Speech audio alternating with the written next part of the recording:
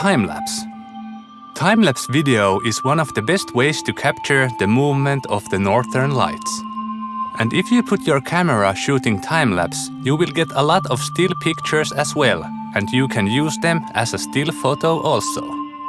In time-lapse video, many pictures are combined into one video. The technique is exactly the same as in shooting stop-motion animations, for example. You have probably seen time-lapses in nature documentaries, for example the videos where clouds are moving fast. Other cool time-lapses can be sunset or shadows moving as the time goes forward. The benefit of shooting time-lapse, especially in dark environments, is that every one shot can have long exposure, and compared to normal video, the time-lapse can be more brighter and have more details in it. And it is pretty hard to shoot videos of northern lights, as it is so dark at night. Maybe sometimes it can be possible, but at least I think the northern lights would have to be very bright and the camera and lens or phone should be really good.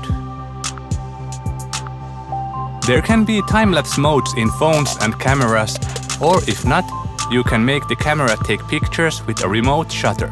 First, choose the size of your pictures. I usually put it in the second best JPEG, but not the best and not RAW, since my memory card is not that big. Then just make the composition and adjust camera settings. Then choose the shutter time. If the night is still getting darker, you might want to make the first shots a little bit too bright, so that the light will be right in the rest of the pictures. In northern lights, I have used 6 seconds shutter speed and no time in between shots. I think it will make a nice smooth effect in the video. I know that some prefer to take shorter exposures to avoid some blurriness to the lights. But it can make the video become a little twitching. Then just let the camera take pictures and hope that the northern lights will appear in your framed shot. I usually aim the camera straight to the north and make my compositions the way that there is a lot of sky in the frame.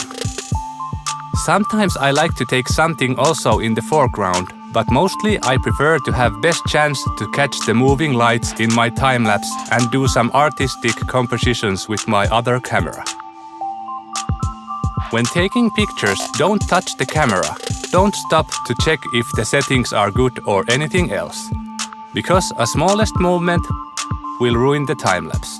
The whole point is that the pictures are exactly in the same position. Also, do not point the flashlight near the camera. They will end up in the time-lapse too. Sometimes, of course, there will be other people too who will flash their lights.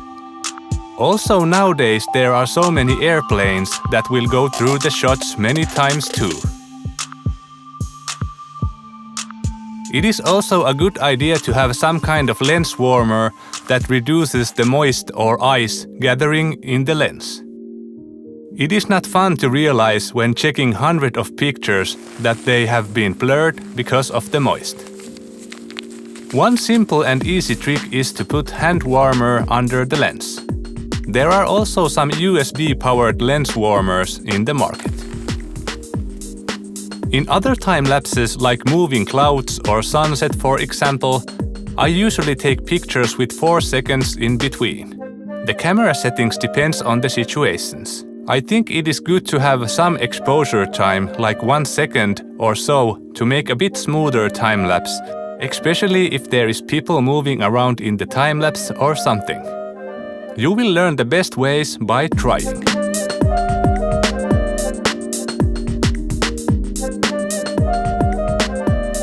After I have taken the pictures, I will transfer them into my phone with Wi-Fi and import them to Stop Motion Studio app. Then I will set timeline speed to whatever looks good. 25 frames per second is very fast, but also very smooth. 17 frames per second is something I many times end up. Then just export the movie and there you have it. Time-lapse. Nice. If the horizon isn't straight, I will correct it in Perfect Horizon app, for example. Of course, you can make your time-lapse in many other programs as well, and with computer.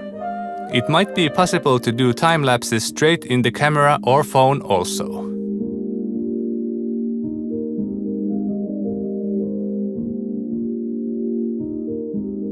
If you want to really make a perfect quality time-lapse video, you should shoot as high resolution as you can. But be aware that the pictures will take a lot of space if there is like 800 raw pictures in one time-lapse, for example. Then, in some softwares like Lightroom, not the free version, is batch editing possibility. And with that, you could adjust post-editing in one picture to make it look good and then apply it to all of the pictures in the time-lapse. That is how the nature documentaries time-lapses look so great. Since I have not enough space in my camera's memory card, or at hard drives or phone, and I don't want to pay monthly for professional photo apps, I am doing my time-lapse videos this simple way, just for fun and to document the movement of the lights. If you don't have remote shutter and your camera doesn't have time-lapse option, you can hack it simply by somehow pushing the shutter button down. I have done it with my Canon M10. Just be aware that it can jam the button in a long run. Or at least I think it might. You can try it also with a tape and some button-sized object. The time-lapse videos are very fun and I encourage everyone to try them.